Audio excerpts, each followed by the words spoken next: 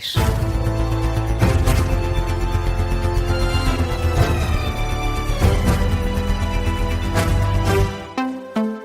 As notícias com Carla Jorge de Carvalho. 5 distritos em Portugal continental estão sob aviso vermelho do Instituto Português do Mar e da Atmosfera. A Proteção Civil está em prontidão máxima, mas até às 8 da manhã só foram registadas 81 ocorrências. E a maioria quedas de árvores. As regiões norte e centro do país têm sido as mais afetadas. Os distritos de Viana do Castelo, Vila Real, Braga, Porto e Viseu estão sob aviso vermelho desde a meia-noite. O mais recente ponto de situação foi feito pelo oficial de Operações da Proteção Civil, José Costa.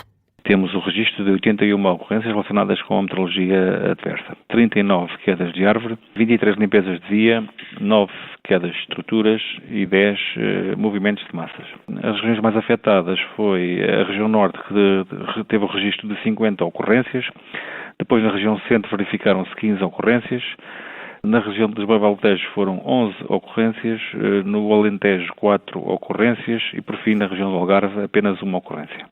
O oficial de Operações da Proteção Civil, José Costa, à Rádio Observadores, a Proteção Civil apela à população para que evite as zonas costeiras, sobretudo a partir das 6 da tarde, quando a costa ocidental de Portugal continental entra em alerta vermelho por causa da agitação marítima. Há muitas escolas fechadas no norte do país, por exemplo, em Chaves, todas as escolas estão sem aulas e os transportes escolares também estão suspensos. E são assim já 7 os municípios do distrito de Vila Real com aulas suspensas por causa da queda de neve. Em comunicado, a autarquia justifica a decisão com razões de prudência e salvaguarda da segurança. Também em Vila Real, o mesmo cenário verifica-se nos concelhos de Boticas, Montalegre, Montim de Basto, Valpaços e Ribeira de Pena. Ainda a norte, no distrito de Braga, as escolas também estão fechadas. Em Vieira do Minho e Cabeceiras de Basto. No centro, em Viseu, mais precisamente em Rezende, Sinfãs e Castro Daire, as escolas também não abriram portas. E o presidente da associação, que representa os diretores das escolas públicas, alerta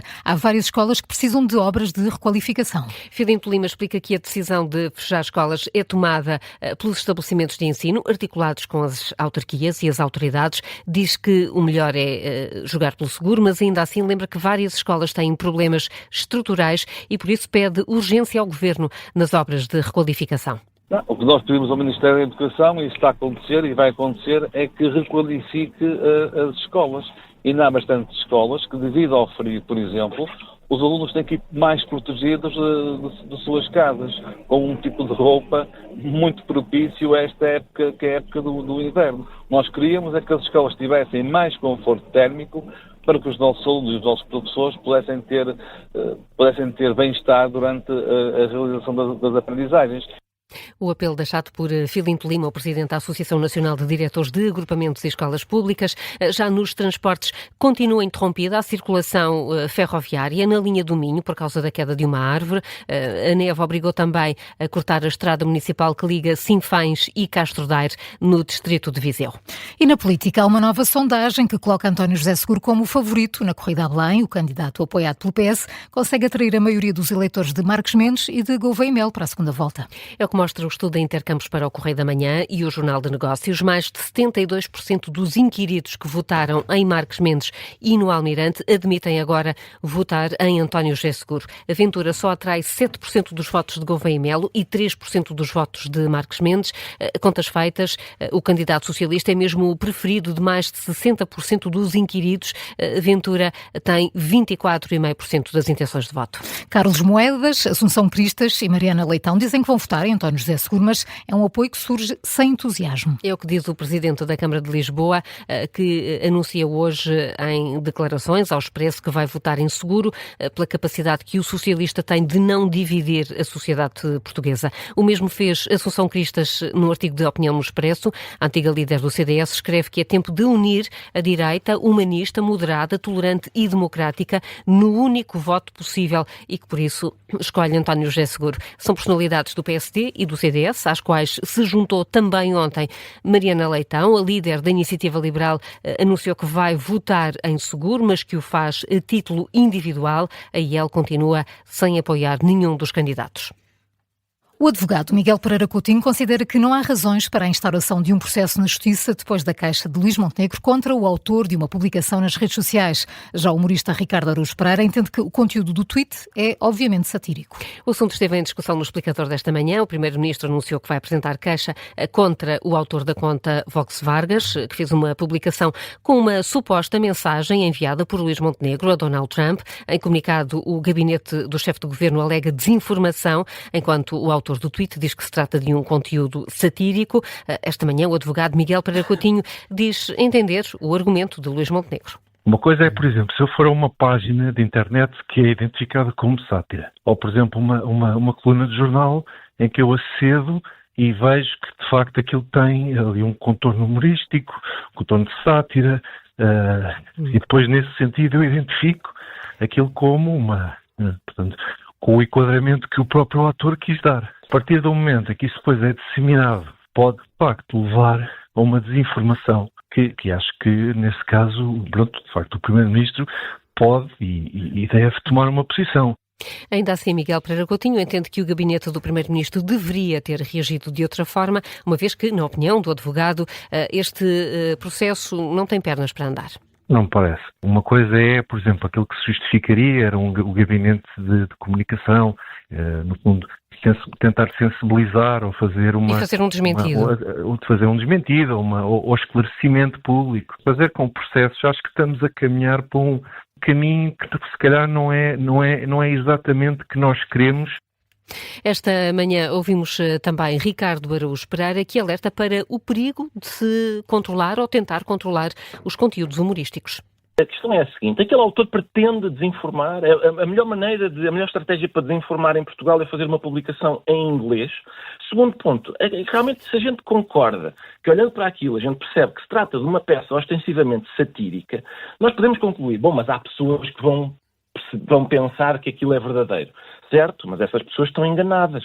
Se nós dizemos que é ilegítimo fazer aquilo porque pode enganar pessoas que não sabem interpretar sátira, isso é um precedente perigoso porque deixa nas mãos de pessoas que não percebem sátira, são elas que passam a definir aquilo que pode e não pode ser dito em público. Sobre o assunto, o Observador questionou o gabinete do Primeiro-Ministro sobre o tipo de queixa que vai apresentar-se pela via criminal ou civil e se o vai fazer em nome próprio ou do Governo. Até ao momento ainda não obtivemos resposta. O autor do post, Luís Vargas, não quis prestar mais declarações, além do que já foi dito no comunicado publicado nas redes sociais. E já foi retomada a circulação dos comboios na Catalunha depois do acidente que resultou na morte do maquinista. É o que adianta a empresa que fornece o serviço ferroviário na região. A circulação estava suspensa desde terça-feira à noite, na sequência desse descarrilamento, que além da vítima mortal provocou também 37 feridos, em causa um muro que desabou sobre a ferrovia. Este foi um dos vários acidentes que aconteceram em Espanha nos últimos dias. O primeiro causou mais de 40 mortos no sul do país. Nesta altura estão a ser ainda apuradas as causas. O especialista em ferrovia, João Cunha, acredita que a investigação pode dar origem a novos procedimentos de segurança e considera que, se a causa principal do acidente se comprovar, um carril partido, Portugal tem procedimentos de segurança que salvaguardam estas situações. A confirmar-se a causa principal do acidente, Portugal tem procedimentos estabelecidos, há uma verificação periódica da rede com ultrassons para detectar as fissuras. As fissuras são aquilo que mais tarde, tipicamente em evolução lenta, acabará por desaguar num carril partido, se nada se fizer. Portanto, eu assim à primeira vista não vejo nada de muito novo que possa ser trazido para Portugal, mas eventualmente o relatório do acidente pode dar luz sobre outros fatores. A análise de João Cunha sobre os acidentes ferroviários em Espanha dos últimos dias, numa altura em que já foi retomada a circulação de comboios na Catalunha. O especialista em ferrovia foi o convidado da história do dia de hoje. O episódio já está disponível em podcast. É também o tema do Contracorrente, que começa já a seguir. Antes disso, Carla, que outras notícias marcam esta manhã? A antiga CEO da TAP reclama justiça por ter sido demitida sem fundamento. É o que considera Christine Auriemont-Widener, que tem o processo contra a transportadora aérea portuguesa pendente desde 2023. A empresária francesa contesta a exoneração por justa causa anunciada pelo governo de António Costa. Num artigo assinado no Semanário Expresso, Widener sublinha que a demora da justiça neste processo não é neutra, mas sim política. Já começou a reunião trilateral em Abu Dhabi entre Rússia, Ucrânia e Estados Unidos. se for necessário, Moscovo assegura que a reunião pode continuar até amanhã. O presidente ucraniano confirma aos jornalistas que as questões territoriais vão ser o tema central do encontro. É a primeira vez que Estados Unidos, Ucrânia e Rússia estão juntos na mesma sala desde a invasão por parte de Moscovo do território ucraniano. O ministro dos Negócios Estrangeiros do Irão critica o presidente Volodymyr Zelensky por ele ter apoiado a intervenção norte-americana em Teherão.